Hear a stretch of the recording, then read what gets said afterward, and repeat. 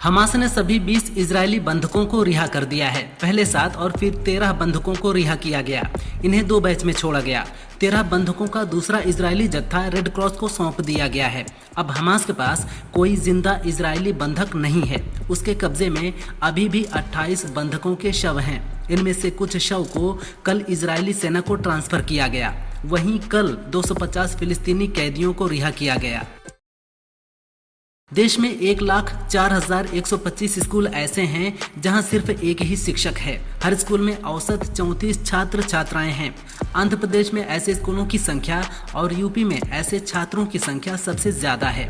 प्रति स्कूल औसत छात्र नामांकन के मामले में चंडीगढ़ और दिल्ली सबसे आगे हैं। यहाँ प्रत्येक स्कूल में औसतन 1,222 और 808 छात्र छात्राएं हैं, जबकि लद्दाख में यह 59, मिजोरम में 70, मेघालय में 73 तो हिमाचल प्रदेश में 82 ही हैं। सपा सांसद अवधेश प्रसाद ने IRCTC होटल भ्रष्टाचार मामले पर प्रतिक्रिया दी है। राउज एवेन्यू कोर्ट द्वारा पूर्व रेल मंत्री लालू प्रसाद यादव, बिहार की पूर्व मुख्यमंत्री राबड़ी देवी, RJD नेता तेजस्वी यादव और अन्य के खिलाफ आरोप तय किए जाने पर उन्होंने कहा, हम न्यायालय और संविधान का सम्मान करते हैं। इस पर हमें कुछ नहीं कहना है। अदालत के आदेश में हस्तक्षेप करने का कोई औचित्य नहीं है। अदालत अपना काम करती है। IRCTC घोटाला उस समय का है जब लालू 2004 से 2009 के बीच भारत के रेल मंत्री थे। उस समय IRCTC ने 2 होटलों के रख रखाव का टेंडर निकाला था। आरोप है कि टेंडर में छेड़छाड़ कर लालू ने होटल के रखरखाव और संचालन का ठेका सुबोध कुमार सिन्हा नामक एक व्यवसायी की company Sujata hotel private limited को दिलाया था। आरोप है कि इसके बदले में लालू और उनके परिवार को 94 करोड़ की जमीन कथित तौर पर सिर्फ 65 लाख रुपए में बेची गई थी। RSS अपने 100 साल पूरे होने का जश्न मना रहा है। उधर कर्नाटक में उसकी गतिविधियों पर बैन भी लगाया जा सकता है, क्योंकि मल्लिकार्जुन खड़गे के बेटे प्रियांक ने एक पत्र सिद्धारमैया सरकार को लिखा है, जिसमें संघ पर आरोप लगाया है कि वे संविधान से इतर गतिविधियां करते हैं। युवाओं और बच्चों को उकसाया जाता है ताकि देश की एकता और अखंडता पर खतरा पैदा हो। सिद्धारमैया ने मुख्य सचिव से जरूरी एक्शन लेने को कहा है।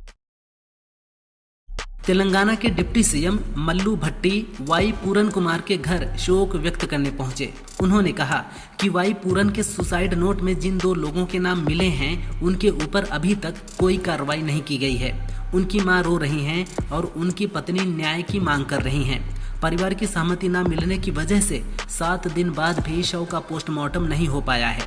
पूरन कुमार मूल रूप से आंध्र प्रदेश के रहने वाले थे। सुभाषपा प्रमुख ओम प्रकाश राजभर ने बिहार में NDA से अलग होने की तैयारी कर ली है। वह विधानसभा चुनाव में NDA की ओर से एक भी सीट नहीं मिलने से नाराज हैं। अब वह अपने दम पर बिहार की 153 सीटों पर चुनाव लड़ेंगे। बीमारी से ठीक होने के बाद रविवार को राजभर ब्रजेश पाठक से मिले थे। राजभर और BJP के बीच डिप्टी CM ही समन्वयक की भूमिका निभा रहे हैं, लेकिन इस बार बात नहीं बनने पर राजभर ने बागी तेवर दिखाए हैं। तमिलनाडु सरकार ने कोल्ड ड्रिप कफ सिरप बनाने वाली श्रीसन फार्मास्यूटिकल्स का मैन्युफैक्चरिंग लाइसेंस रद्द कर दिया है। सरकार को कंपनी की फैक्ट्री में 350 से ज्यादा गंभीर श्रेणियों की गड़बड़ी मिली, जिसके चलते सरकार ने कंपनी को हमेशा के लिए बंद कर दिया है। कोल्ड ड्रिप सिरप पीने से मध्य प्रदेश में अब तक 25 लोगों की मौत हो चुकी है। पुलिस कंपनी के मालिक को पहले ही गिरफ्तार कर चुकी है। ट्रंप इजरायली संसद में पहुंचे, जहां तालियों की गड़गड़ाहट के बीच सांसदों ने उन्हें 2.5 मिनट का स्टैंडिंग ओवेशन दिया। इस दौरान ट्रंप ने कहा, मैंने युद्ध नोबेल पुरस्कार के लिए नहीं रुकवाए, बल्कि लोगों की जान बचाने के लिए रुकवाए हैं। PM बेंजामिन नेतन्याहू ने उन्हें शांति स्थापित करने के प्रतीक के तौर पर गोल्डन पीस पिजन गिफ्ट किया। साथ ही ट्रंप को इजराइल का सर्वोच्च नागरिक सम्मान देने का ऐलान किया है। बिहार विधानसभा चुनाव से पहले भाजपा में कई नेता शामिल हुए हैं। RJD विधायक संगीता कुमारी, कांग्रेस विधायक सिद्धार्थ सौरभ, JDU के पूर्व सांसद सुनील पिंटू और चीफ इनकम टैक्स कमिश्नर रहे सुजीत कुमार ने भाजपा के मिलन समारोह में पार्टी में शामिल हुए। सुनील पिंटू JDU के सीतामढ़ी के पूर्व सांसद रहे हैं। वह सीतामढ़ी सीट से चुनाव लड़ सकते हैं।